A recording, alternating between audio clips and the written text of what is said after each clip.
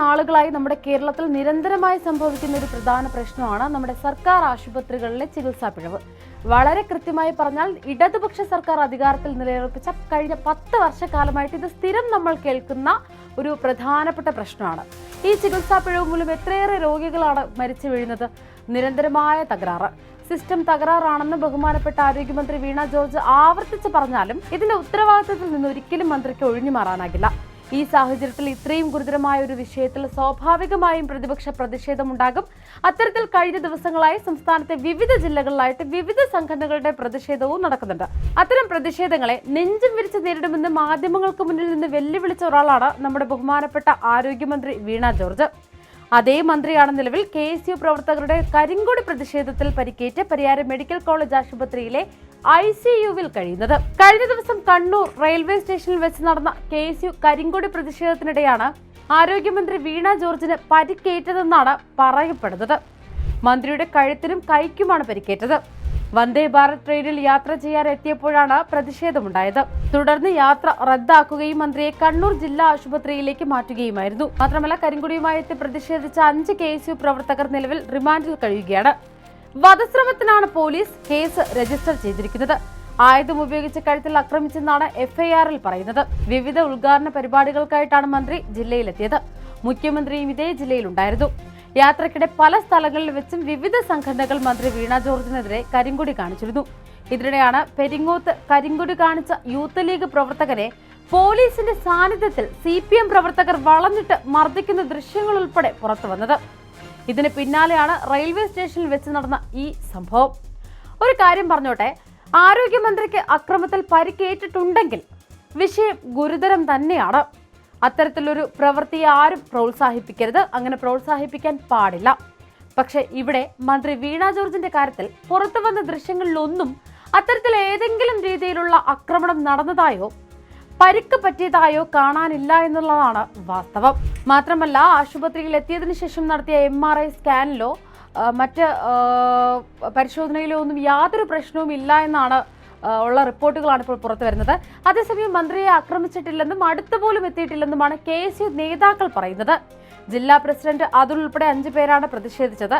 വൻ പോലീസ് വലയത്തിലാണ് മന്ത്രി റെയിൽവേ സ്റ്റേഷനിലെത്തിയത്. പ്രതിഷേധക്കാർക്ക് മന്ത്രിയുടെ സമീപത്തേക്ക് പോലും എത്താൻ സാധിച്ചില്ല. എന്നാൽ മന്ത്രി പ്രതിഷേധക്കാർക്ക് നേരെ തിരിയുന്നതും ഉറക്കെ ആക്രോശിക്കുന്നതും പുറത്തുവന്ന ദൃശ്യങ്ങളിൽ വ്യക്തമാണ്. മന്ത്രിയെ KSU പ്രവർത്തകർ കയ്യേറ്റം ചെയ്യുന്ന CCTV ദൃശ്യങ്ങൾ ലഭിച്ചില്ലെന്ന് വ്യക്തമാക്കി RPFും രംഗത്തെത്തി കഴിഞ്ഞു. കഴിഞ്ഞ ദിവസത്തെ പ്രതിഷേധത്തിന് പിന്നാലെ RPF റെയിൽവേ സ്റ്റേഷനിലെ CCTV ദൃശ്യങ്ങൾ പരിശോധിച്ചിരുന്നു. എന്നാൽ ഇതിലൊന്നും മന്ത്രിയെ കയ്യേറ്റം ചെയ്യുന്ന ദൃശ്യങ്ങൾ കണ്ടെത്താൻ സാധിച്ചിട്ടില്ലെന്നത് മറ്റൊരു പ്രധാന വസ്തുതയാണ്. കേസുമായി ബന്ധപ്പെട്ട കേരള പോലീസിന് കീഴിൽ പ്രവർത്തിക്കുന്ന ഗവൺമെന്റ് റെയിൽവേ പോലീസ് RPFനോട് ദൃശ്യങ്ങൾ ആവശ്യപ്പെട്ടിരുന്നു. തുടർന്ന് നടത്തിയ പരിശോധനയിലാണ് ദൃശ്യങ്ങളില്ലെന്ന് വ്യക്തമായത്. അപ്പോൾ ചുരുക്കി പറഞ്ഞാൽ, ഇതുവരെ പുറത്തു വന്ന ദൃശ്യങ്ങൾ പ്രകാരം ആരോഗ്യമന്ത്രിയുടെ അടുത്തേക്ക് പോലും KSU പ്രവർത്തകർ എത്തിയിട്ടില്ല. മറിച്ച് മന്ത്രിയാണ് അവരുടെ അടുത്തേക്ക് പ്രകോപിതയായി ചെല്ലുന്നത്. ഭീരുക്കൾ അവരോട് ഒന്നുകൂടി വരാൻ പറയുമെന്നൊക്കെ മന്ത്രി തന്നെ വിളിച്ചു പറയുന്നത് നമുക്ക് കേൾക്കാൻ കഴിയും. മാത്രമല്ല, KSU പ്രവർത്തകരുടെ മുദ്രാവാക്യത്തെക്കാൾ ദൃശ്യങ്ങളിൽ ഉയർന്നു കേൾക്കുന്നത് ആരോഗ്യമന്ത്രിയുടെ ആക്രോശമാണ്. പോലീസുകാർ മന്ത്രിയെ പ്രതിഷേധക്കാരുടെ അടുത്തേക്ക് പോകാതെ ബലം പ്രയോഗിച്ച് നീക്കം ചെയ്യുന്നത് നമുക്ക് ദൃശ്യങ്ങളിൽ വ്യക്തമായി കാണാം. 1ാം പ്ലാറ്റ്ഫോമിന് സമീപമാണ് മന്ത്രിക്ക് നേരെ പ്രതിഷേധമുണ്ടായത്. പ്രതിഷേധത്തിന് പിന്നാലെ പ്രവർത്തകരെ പോലീസ് അറസ്റ്റ് ചെയ്ത് നീക്കുകയായിരുന്നു. ഇത് കഴിഞ്ഞ് ലിഫ്റ്റ് കയറിയാണ് മന്ത്രി 3ാം പ്ലാറ്റ്ഫോമിലെത്തിയത്. അവിടെയുണ്ടായിരുന്ന സ്പീക്കറിനോട് സംസാരിക്കുമ്പോഴാണ് തന്റെ കഴുത്തിന് വേദനയുണ്ടെന്ന് മന്ത്രി അദ്ദേഹത്തോട് വ്യക്തമാക്കിയത്. കഴുത്തിന് പരിക്കേറ്റുവെന്ന് മന്ത്രി പറഞ്ഞതിനെ തുടർന്ന് വളരെ പെട്ടെന്ന് ജില്ലാ ആശുപത്രിയിലെ ICUവിൽ പ്രവേശിപ്പിക്കുകയായിരുന്നു. പിന്നാലെ സ്പീക്കർ AN ഷംസീർ ആകട്ടെ തന്റെ കൺമുന്നിൽ വെച്ച കഴുത്തിന് ഗുരുതരമായി പരിക്കേറ്റ ആരോഗ്യമന്ത്രിയെ ഒന്ന് തിരിഞ്ഞു പോലും നോക്കാതെ അദ്ദേഹത്തിന്റെ വന്ദേ ഭാരത് ട്രെയിനിൽ കയറി തിരിച്ച് തിരുവനന്തപുരത്തേക്ക് മടങ്ങുകയായിരുന്നു. ഇതോടെയാണ് മന്ത്രിക്ക് പരിക്കേറ്റ സംഭവം പുതിയ രാഷ്ട്രീയ വിവാദത്തിന് തന്നെ തിരികൊളുത്തിയത്. ഇപ്പോഴത്തെ യൂത്ത് കോൺഗ്രസ് പ്രവർത്തകരും SFI പ്രവർത്തകരും തമ്മിൽ തെരുവിൽ ഏറ്റുമുട്ടുന്ന സാഹചര്യത്തിലേക്ക് കാര്യങ്ങൾ വഷളായിക്കൊണ്ടിരിക്കുകയാണ്. ഹീനമായ പ്രവൃത്തിയെന്നാണ് മുഖ്യമന്ത്രി പിണറായി വിജയൻ ഇക്കാര്യത്തിൽ അഭിപ്രായപ്പെട്ടത്.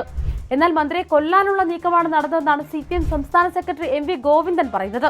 VD സതീശന്റെ ആഹ്വാനപ്രകാരമാണ് അക്രമം നടത്തിയതെന്നാണ് CPM നേതാക്കളുടെ പൊതുവെയുള്ള ആരോപണം. പക്ഷെ അങ്ങനെയുള്ള ഒരു കാര്യങ്ങളും നമുക്ക് ദൃശ്യങ്ങളിൽ കാണാൻ സാധിക്കുന്നില്ല എന്നുള്ളതാണ് വസ്തുത. KSU പ്രവർത്തകരുടെ ആക്രമണത്തിൽ പരിക്കേറ്റെന്ന് കാണിച്ച വീണ ജോർജിന്റെ കൈയിലെ പരിക്ക് സംഭവം നടക്കുന്നതിന് 3 മണിക്കൂർ മുൻപ് മന്ത്രിയുടെ കയ്യിലുണ്ടായിരുന്നുവെന്ന് തെളിയിക്കുന്ന ചിത്രങ്ങൾ ഉൾപ്പെടെ പുറത്തു വന്നിട്ടുണ്ട്. അതേസമയം മന്ത്രിയുടേത് അഭിനയമാണെന്നാണ് UDF നേതാക്കൾ പറയുന്നത്. പ്രതിപക്ഷത്തിന്റെ ആരോപണം ശരിവെക്കുന്നതാണ് പുറത്തുവന്ന ദൃശ്യങ്ങളും. അതേസമയം മന്ത്രിയുടേത് അഭിനയമാണെന്നാണ് UDF നേതാക്കൾ പറയുന്നത്. പ്രതിപക്ഷത്തിന്റെ ആരോപണം ശരിവെക്കുന്നതാണ് പുറത്തുവന്ന ദൃശ്യങ്ങളും. ചുരുക്കി പറഞ്ഞ 5 KSU പ്രവർത്തകരുടെ കരിങ്കൊടി പ്രതിഷേധത്തിൽ പരിക്കേറ്റെന്ന് പറഞ്ഞ് പരിയാരം മെഡിക്കൽ കോളേജിൽ ICUവിൽ കഴിയുന്ന ആരോഗ്യമന്ത്രി വീണ ജോർജിന്റെ മറ്റൊരു പുതിയ നാടകമാണ് ഇവിടെ പൊളിഞ്ഞു വീണത്. നിയമസഭാ തെരഞ്ഞെടുപ്പ് അടുത്തിരിക്കെ ജനങ്ങളുടെ സിമ്പതി നേടാനുള്ള ശ്രമമാണ് നാടകത്തിന് പിന്നിലെന്ന് പറഞ്ഞാലും തെറ്റില്ല. പുത്തൻ ക്യാപ്സ്യൂളുകളും PR വർക്കുകളും കൊണ്ട് എന്തോ ഈയിടെയായി പിണറായി സർക്കാരിനും മന്ത്രിമാർക്കും സഖാക്കൾക്കും പിടിച്ചു നിൽക്കാനാകുന്നില്ല. എല്ലാ കാലത്തും ജനങ്ങളെ പറ്റിച്ചും കൊള്ളയടിച്ചും ജീവിക്കാമെന്ന സഖാക്കളുടെ അമിത ആത്മവിശ്വാസത്തിനാണ് ഇവിടെ വിള്ളൽ സംഭവിച്ചിരിക്കുന്നത്.